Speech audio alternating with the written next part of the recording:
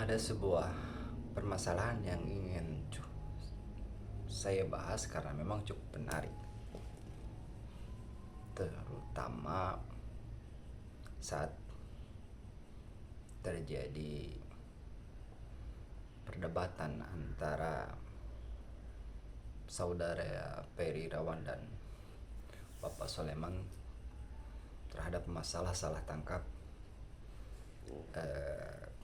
polisi terhadap anggota TNI. Saya tidak membicarakan dalam kerusuhan atau siapa yang menunggangi dan sebagainya, karena memang hal ini bukan kapasitas saya, karena saya tidak terlalu kompeten untuk hal tersebut. Cuman intinya adalah saya ingin membahas masalah ini karena di sisi lain saya peduli terhadap instansi kepolisian dan Tentara Nasional Indonesia untuk melakukan perbaikan agar tingkat kepercayaan masyarakat pun tetap terjaga, tidak menurun. Masalah salah tangkap ini bukan hanya sekedar bisa diselesaikan hanya dengan konferensi pesta atau permintaan maaf dan sebagainya, karena akan timbul keraguan dalam masyarakat mengenai kompetensi kecakapan terhadap anggota-anggota keamanan yang menjalankan tugas di lapangan. Jadi ketika proses terjadinya salah tangkap ini adalah yang jadi pertanyaan yang harus diselesaikan oleh instansi pihak keamanan adalah, pertanyaannya adalah bagaimana kompetensi atau kemampuan anggota untuk menilai individu yang mungkin dicurigai sebagai perusuh atau pemicu kerusuhan sehingga pantas dan harus diamankan untuk tidak terjadinya kerusuhan atau mencegah terjadinya kerusuhan. Karena ketika hal ini tidak diperbaiki, justru akan timbul pertanyaan dari masyarakat ketika ini salah tangkap dan kemudian ternyata bukan perusuh, justru ini mungkin ya intelijen yang menyusup untuk mencari informasi dan sebagainya. Setelah diklarifikasi, justru akan timbul keraguan bagaimana kebenaran atas orang-orang yang diduga sebagai pemicu kerusuhan yang lain yang bukan anggota gitu. Karena ini salah tangkap, terus yang ini salah tangkap enggak gitu kan. Yang pertama itu. Yang kedua, kalaupun memang iya ini adalah anggota tentara yang kemudian ya, sebagai intelijen tugasnya untuk mencari informasi tentang suatu hal gitu. Justru apakah anggota ini tahu batasan-batasan yang harusnya tetap dijaga gitu. Sebagai contoh, ketika mungkin seorang anggota menyusup ke suatu gembong narkoba, sindikat narkoba, mungkin kita masih bisa memahami ketika ini intelijen ini atau mata-mata ini makan narkoba atau ikut transaksi.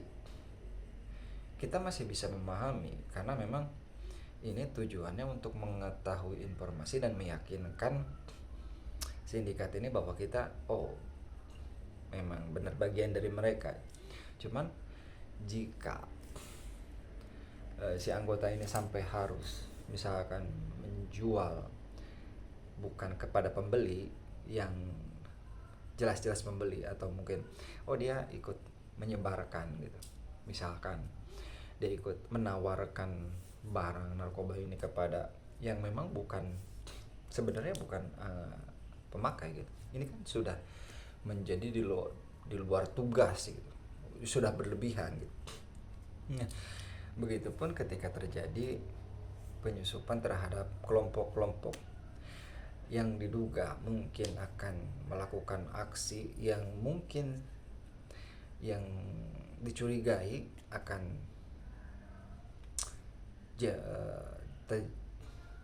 terjadi kerusuhan dan sebagainya, yang dianggap ini ada pemicu dan sebagainya.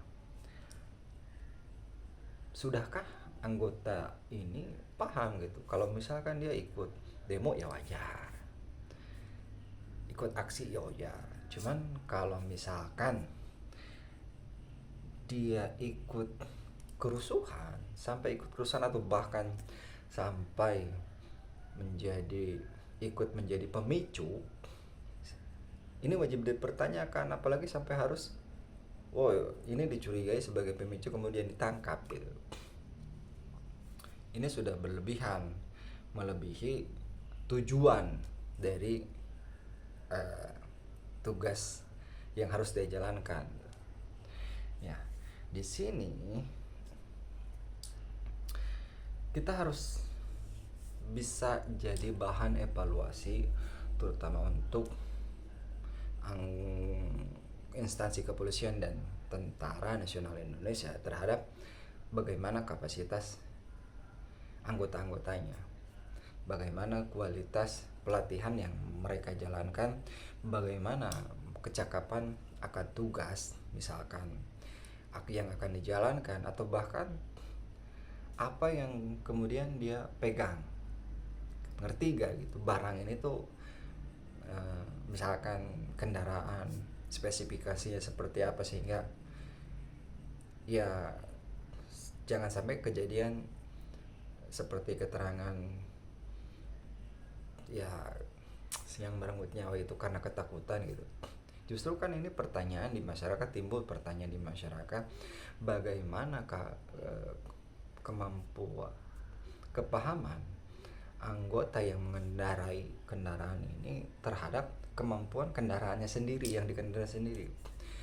Ketika dia ketakutan, berarti memang dia tidak paham atas kemampuan apa yang dia pegang. Nah, ketika dia tidak paham, kemudian apa yang harus dievaluasi adalah pendidikan yang dia jalankan, benar atau enggak. Nah, kalau misalkan kemudian pendidikannya benar, namun dia tetap ketakutan, nah ini harus jadi masalah. Dari segi mental anggota ini sudah seperti apa, sudahkah gitu kan. Kalau katakan hubungannya dengan psikologi seseorang gitu. Apakah dia sudah kuat secara mental menghadapi masa yang banyak atau enggak gitu. Jika hanya sekedar masa sipil aja dia udah ketakutan, bagaimana dengan masa yang ya mungkin walaupun kecil gitu kan, kemungkinannya ditugaskan di medan perang karena memang tidak ada peperangan di kita. Cuman justru pertanyaan gitu, kalau secara psikologi menghadapi sipil aja nggak kuat, gimana ketenangan dia mengambil keputusan ketika menghadapi masa ini, gimana? Apakah kalau misalkan menggunakan dia pegang senjata, gimana? Apakah karena masa banyak main dor-dor aja gitu kan ini jadi masalah gitu. Saya tidak bermaksud menyalahkan siapapun atau instansi apapun, cuman harusnya ini jadi bahan evaluasi kita semua, terutama bagi instansi keamanan baik itu Polri maupun TNI, untuk dapat benar-benar memberikan pemahaman pelatihan yang cukup cukup sehingga tahu ini kapasitas anggota kita seperti ini, dia paham akan tugas, fungsi, dan kemampuan perlengkapan yang akan dia pakai gitu. Jangan sampai nggak tahu sama sekali gitu. Karena sekali lagi ketika hal ini terjadi gitu kan, entah itu dalam ya sikap lah gitu. Karena memang banyak juga beredar video-video yang ya polisi anggotanya mengacungkan tangan, jari tengah dan sebagainya gitu. Ini kan secara psikologi juga salah gitu, karena justru memancing emosi massa gitu. Ini pun jangankan yang besar gitu, masalah yang besar, ini yang kecil aja harusnya jadi bahan evaluasi bagi instansi keamanan, bahwa bagaimana harusnya anggotanya menghadapi masa yang banyak itu seperti apa. Jangan sampai dengan kejadian ini tingkat kepercayaan masyarakat yang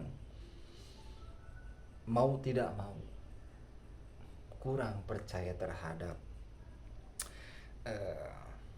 instansi keamanan justru makin turun lagi gitu. Sekali lagi, ini tidak akan bisa diselesaikan hanya dengan permohonan maaf. Ini harus diselesaikan dengan evaluasi yang mendalam, perbaikan yang terus menerus, agar masyarakat percaya terhadap instansi-instansi keamanan yang memang tugasnya memberikan keamanan, membuat keamanan bagi masyarakat.